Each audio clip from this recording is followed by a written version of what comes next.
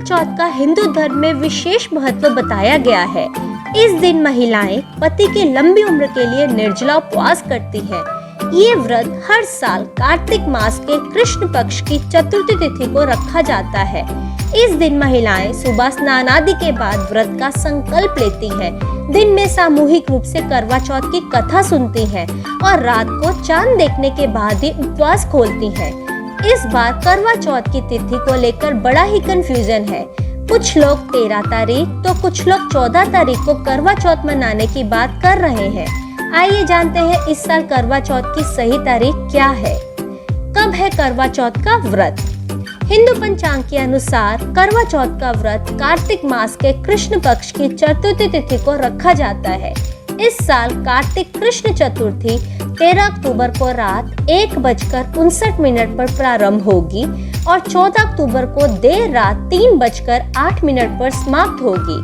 उदया तिथि के कारण करवा चौथ का व्रत 13 अक्टूबर को ही रखा जाएगा।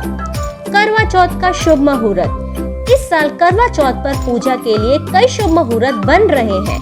हिंदू पंचांग के अनुसार करवा चौथ के दिन अमृत काल में शाम 4:08 से लेकर शाम 5:50 तक पूजा का सर्वश्रेष्ठ मुहूर्त रहेगा। इस तरह आपको पूजा के लिए कुल 1 घंटा 42 मिनट का समय मिलेगा। इसके अलावा आप सुबह 11:44 से लेकर दोपहर 12:30 तक लग रहे अभिजित मुहूर्त में भी पूजा कर सकेंगी। इस साल करवा चौथ पर चंद्रोदय का समय रात 8:09 पर बताया जा रहा है। करवा चौथ पूजा विधि। करवा चौथ के दिन सुबह स्नान के बाद व्रत का संकल्प ले। पहले हाथ में गंगा जल लेकर भगवान का ध्यान करें, फिर जल को किसी गमले में डाल दें। इसमें पूरे दिन निर्जला उपवास रखा जाता है। इस दिन पीली मिट्टी से माता गौरी का चित्र बनाएं। उन्हें लाल चुनरी, बिंदी, सुहाग सामग्री, रोली, चंदन, अक्षत, पुष्प, नैवेद्य आदि अर्पित करें। माता को 8 पूड़ियों की अठावरी और हलवे का भोग लगाएं। करवा चौथ का व्रत कार्तिक मास में कृष्ण पक्ष की चतुर्थी को रखा जाता है।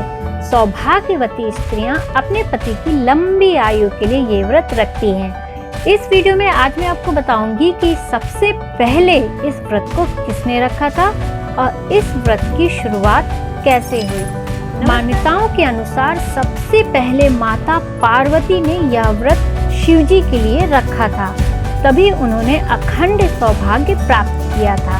इसलिए इस व्रत में भगवान शिव एवं माता पार्वती की पूजा की जाती है। इसके अलावा एक अन्य कथा भी प्रचलित है। मान्यता के अनुसार जब पांडव नीलगिरी के जंगल में तपस्या और भ्रमण कर रहे थे, तब द्रौपदी उनके लिए काफी परेशान होने लगी थी।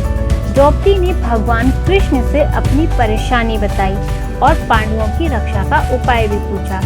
तब भगवान श्री कृष्ण ने द्रौपदी को करवा चौथ का व्रत रखने की सलाह दी थी। इसके अलावा सभी देवताओं की पत्नियों ने भी ब्रह्मा जी के कहने पर कार्तिक मास की चतुर्थी के दिन अपने अपने पतियों के लिए व्रत रखा और अपने पतियों की विजय के लिए प्रार्थना की, जिसके फलस्वरूप युद्ध में देवताओं की विजय हुई थी।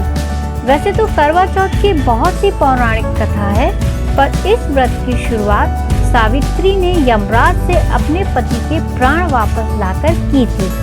तभी से सभी सुहागिनें अन्न जल त्याग कर अपने पति की लंबी उम्र के लिए इस व्रत को श्रद्धा के साथ रखती हैं। व्रत की पौराणिक कथा के अनुसार जब सत्यवान की आत्मा को लेने के लिए यमराज आए, तो पतिव्रता सावित्री ने उनसे अपने पति के प्राणों की भीख मांगी। यमराज के न मानने पर अन्न जल त्याग दिया और अपने पति के शरीर के पास विलाप करने लगी। पतिव्रता स्त्री के विलाप से यमराज विचलित हो गए और उन्होंने सावित्री से कहा कि अपने पति के जीवन के अतिरिक्त कोई और वर मांग लो। तब सावित्री ने कहा कि आप मुझे कई संतानों की माता बनने का वर प्रदान करें, जिसे यमराज ने हाँ कह दिया। पतिव्रता होने के नाते सत्यवान के अतिरिक्त किसी अन्य पुरुष के बारे में सोचना भी सावित्री के लिए संभव नहीं था। अंत में अपने वचन में बंधने के कारण एक पतिव्रता स्त्री के सुहाग को यमराज लेकर नहीं जा सके। और सत्यवान के जीवन को सावित्री को सौंप दिया।